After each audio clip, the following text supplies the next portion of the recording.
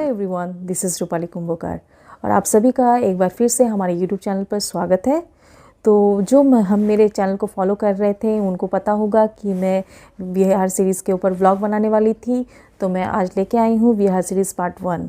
आज हम लोग देखेंगे कि नालंदा विश्वविद्यालय वर्तमान समय में कैसा दिखता है और उसका इतिहास क्या रहा है। हम लोग डिटेल में इसके बारे में देखेंगे और इसके बारे में जानेंगे। तो आप लोग हमारे चैनल पे बने रहिए और अगर आप लोगों को हमारा वीडियो अच्छा लगता है तो इसे लाइक, शेयर और सब्सक्राइब ज़रूर करें। आप लोग अगर लाइक, शेयर और सब्सक्राइब करेंगे दोस्तों तो मुझे भी मोटिवेशन मिलता रहेगा कि मैं ट्रैवल रिलेटेड वीडियोस बनाते रहूं और आप लोगों को वर्चुअल टूर कराते रहूं।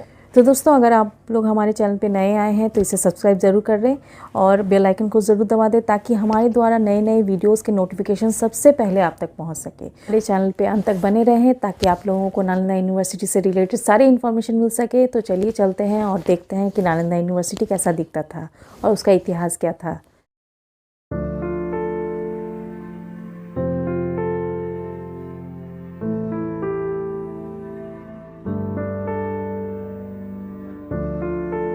दोस्तों मैंने अपने जर्नी की शुरुआत हज़ारीबाग शहर से की। आपके जानकारी के लिए मैं बता दूं कि हज़ारीबाग शहर झारखंड के हज़ारीबाग डिस्ट्रिक्ट के अंतर्गत आता है। हज़ारीबाग से होते हुए मैं बिहार पहुंची। बिहार में पावापुरी में मैंने होटल लिया था और वहीं पे स्टे किया था। पावापुरी से नालंदा विश्वविद्यालय का डिस्टेंस लगभग 25 से 30 किलोमीटर का है। अगर आप भी पावापुरी में स्टे करना चाहते हैं तो आपको यहाँ पर बजट होटल मिल जाएंगे। दोस्तों नालंदा विश्वविद्यालय हर तरफ से एक्सेसिबल है।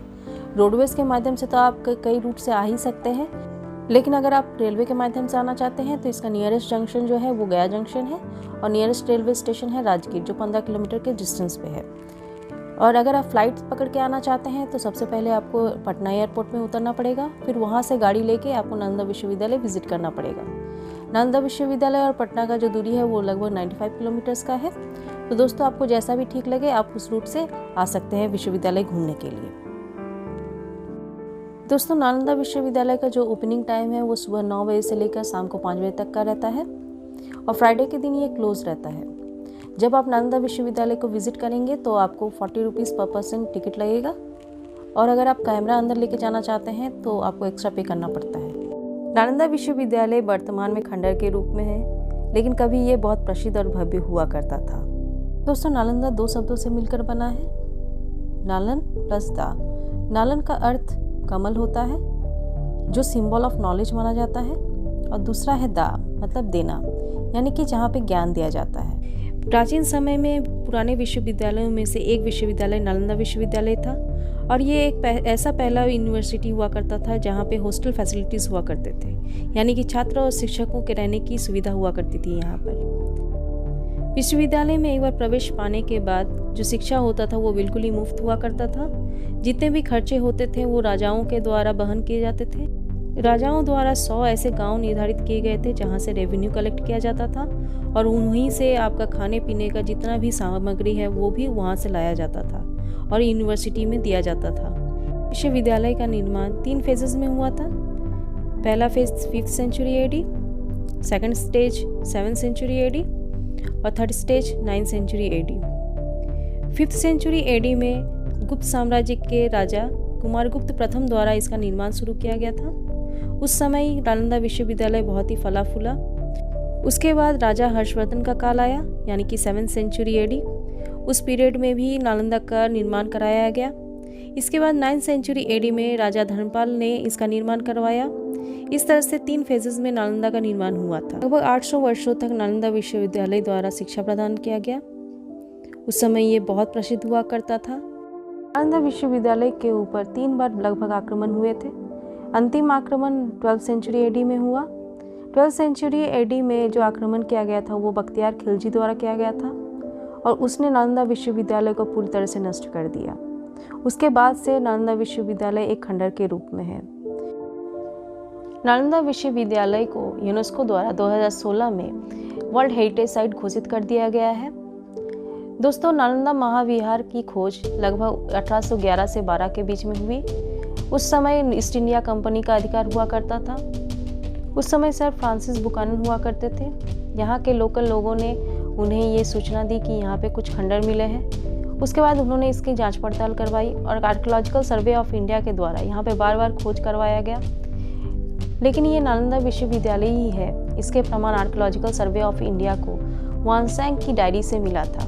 वानसेंग 7th सेंचुरी एडी में इंडिया में चाइना से आए हुए एक यात्री थे। उन्होंने यहाँ पे प्रवेश लिया था और यहाँ पे अध्ययन भी किया था और उन्होंने पढ़ाया भी था। उनके डायरी से ही ये पता चलता है कि पुराने समय में नालंदा विश्वविद्यालय 10 किलोमीटर लंबा और 5 किलोमीटर चौड़ा हुआ करता था।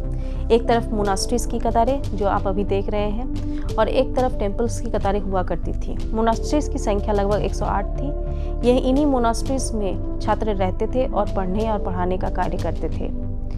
दूसरी तरफ टेम्पल्स में छात्र पूजा पाठ किया करते थे, मेडिटेशन किया करते थे। लगभग 1500 टीचर और 10,000 विद्यार्थी नालंदा विश्वविद्यालय में रहा करते थे और इसी तरह से अध्यापन का कार्य चलता रहता था। हिस्टोरियंस का मानना है कि नालंदा विश्वविद्यालय का इतिहास 5th सेंचुरी एडी से भी पुराना है। 5th सेंचुरी एडी से 1000 वर्ष पहले जब महात्मा बुद्ध हुआ करते थे, कहा जाता है कि महात्मा बुद्ध यहाँ पर आए थे और उन्होंने उपदेश दिया था। इस स्थान को उस समय पावारिका कहा जाता था। यह एक मैंगो गार्डन हुआ करता था और यहीं पर बैठ के उन्होंने उपदेश दिए थे। उनके 2 शिष्य बने थे जिसमें से सारिपुत्र सबसे प्रमुख थे। ऐसा मानना है कि सारिपुत्र का जन्म यहीं पे हुआ था और उनको निर्वाण की प्राप्ति भी यहीं पे हुई थी। उनके अस्थियों को लेकर सम्राट अशोक ने लगभग 5th सेंचुरी BC में सारिपुत्र स्तूपा का निर्माण करवाया था।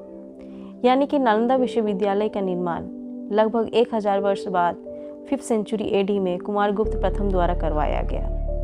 दोस्तों, नालंदा विश्वविद्यालय एक इंटरनेशनल यूनिवर्सिटी हुआ करता था। यहाँ पे दूर दूर से अलग अलग देशों से लोग आते थे और पढ़ते थे और पढ़ाते थे। यहाँ पे Korea, Japan, China, Turkey, Indonesia आदि देशों से लोग आते थे और यहाँ पे पढ़ते थे और बाद में पढ़ाने का कार्य भी करते थे।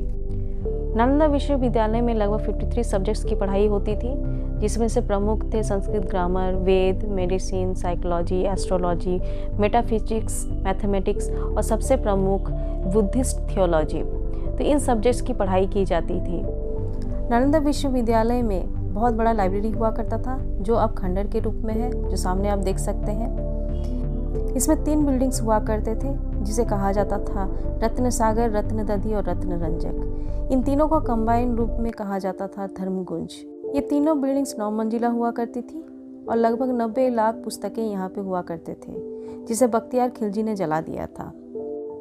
दोस्तों, नालंदा विश्वविद्यालय के लाइब्रेरी में बहुत ही दुर्लभ पुस्तकें हुआ करती थी और जो ज्ञान था वो बहुत ही असीम हुआ करता था, क्योंकि यहाँ के स्कॉलर्स उन किताबों को लिखा करते थे जो ज्ञान कहीं पर भी नहीं मिल पाता।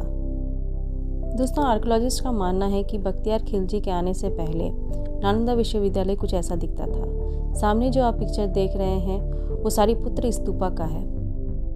आर्कियोलॉजिस्ट ने जो नालंदा यूनिवर्सिटी के रिमेन्स मिले थे उसके रिमेन्स के द्वारा इमेजिन करते हुए इस तरह का स्ट्रक्चर बना के दिखाया कि नालंदा विश्वविद्यालय कभी इतना भव्य हुआ करता था। दोस्तों, जब Bakhtiyar Khilji 12th century AD में मगध आया तो उसने नालंदा विश्वविद्यालय को पूरी तरह से नष्ट कर दिया। यहाँ पे जितने भी बौद्ध भिक्षुक थे उसे मरा दिया, जितने भी शिक्षक थे उसको भी मार डाला उसने। पूरे नालंदा विश्वविद्यालय को तहस नहस कर दिया और एक खंडर के रूप में तब्दील कर दिया और उसके बाद नालंदा विश्वविद्यालय मिट्टी में सदा के लिए दफन हो गया। दोस्तों, हिस्टोरियंस का मानना है कि जब 12th सेंचुरी एडी में बख्तियार खिलजी मगध आया तो उसकी तबीयत बहुत ख़राब हो गई थी। उसके हकीमों ने उसकी इलाज करने की कोशिश की लेकिन वो असफल रहे। तब उनके सलाहकार ने उनको सलाह दिया कि आप नालंदा विश्वविद्यालय के आचार्य राहुल श्रीभद्र के पास जाइए, वो आपका उपचार कर देंगे। उसने नालंदा से आचार्य राहुल श्रीभद्र को बुलाया और उनसे उसका इलाज करने के लिए कहा, पर उसने एक शर्त रखी। उसने कहा कि मैं कोई भी दवाई नहीं खाऊंगा, आपको मेरा इलाज बिना दवाई का ही करना पड़ेगा। राहुल श्रीभद्र मान गए। उन्होंने कहा कि मैं ऐसा ही करूंगा और वो वहाँ से चले गए। कुछ दिन बाद वो नालंदा से लौटे और उनके हाथ में एक कुरान थी। उस कुरान को उन्होंने बख्तियार खिलजी को दे दिया और उनसे कहा कि आप इसके 2 पन्ने डेली पढ़ा कीजिएगा। बख्तियार खिलजी ने ऐसा ही किया और धीरे धीरे उसके तबीयत में सुधार होने लगी। फिर बख्तियार खिलजी के मन में एक ईर्ष्या की भावना आ गई कि कैसे उसके हकीम उसका इलाज करने में असफल रहे और एक कहाँ का आचार्य नालंदा का वो आके उसका इलाज करके चला गया। इस ईर्ष्या में उसने नालंदा यूनिवर्सिटी पर आक्रमण कर दिया और नालंदा यूनिवर्सिटी को पूरी तरह से नष्ट कर दिया। उसने नालंदा विश्वविद्यालय के लाइब्रेरी को आग लगा दी, जिसमें लगभग 90 लाख पुस्तकें हुआ करती थी। हिस्टोरियन का मानना है कि नालंदा विश्वविद्यालय का लाइब्रेरी लगभग 6 महीने तक जलता रहा था। उसका कारण ये है कि यहाँ की जितनी भी पुस्तकें हुआ करती थी वो सब भोजपत्र में हुआ करते थे और उसके ऊपर तांबा से कोटिंग किया हुआ होता था, जिसके कारण ये धीरे धीरे सुलगते सुलगते 6 महीने तक जलती रही। आज आप जितने भी जले हुए निशान देखते हैं नालंदा विश्वविद्यालय में वो उसी काल का है। बख्तियार खिलजी ने सबसे पहले तो नालंदा विश्वविद्यालय की लाइब्रेरी को जला दिया, सारी पुस्तकों को उसने नष्ट कर दिया, जितने भी बौद्ध भिक्षुक थे उसे भी उसने मरवा दिए और जितने आचार्य हुआ करते थे वो भी उसके कहर से बच ना सके। और उसके बाद बख्तियार खिलजी ने नालंदा यूनिवर्सिटी को नष्ट करते हुए उसे एक खंडर के रूप में तब्दील कर दिया। दोस्तों, अगर बख्तियार खिलजी हमारे भारत में नहीं आता तो शायद नालंदा यूनिवर्सिटी आज उसी तरह से समृद्ध और भव्यशाली होता। हमारे यहाँ शिक्षा का स्वरूप ही कुछ अलग होता। शायद कोई भी देश हमारी शिक्षा के साथ मुकाबला नहीं कर पाता। आपको क्या लगता है दोस्तों, क्या होता? हमें कमेंट करके ज़रूर बताएं। आर्कियोलॉजिकल सर्वे ऑफ इंडिया के द्वारा जितनी भी खुदाई हुई है उसमें जितने भी एंटिक्स प्राप्त हुए हैं वो सभी चीज़ें नालंदा आर्कियोलॉजिकल म्यूज़ियम में रखा हुआ है। दोस्तों, आप भी विज़िट कर सकते हैं नालंदा आर्कियोलॉजिकल म्यूज़ियम और नालंदा की खुदाई में पाए गए अवशेषों को आप भी देख सकते हैं और अंदाज़ा लगा सकते हैं कि उस समय नालंदा विश्वविद्यालय कितना भव्य हुआ करता था। दोस्तों, जब आप आर्कियोलॉजिकल म्यूज़ियम घूमेंगे तो इस बात का ध्यान रखें कि अंदर जाते ही यहाँ पे फोटोग्राफी या वीडियो रिकॉर्डिंग दोनों ही मना है, तो इस बात का ध्यान रखें दोस्तों।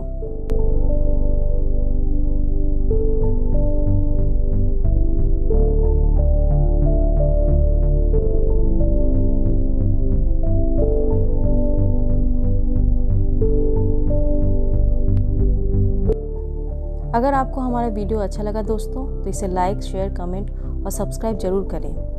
Thank you.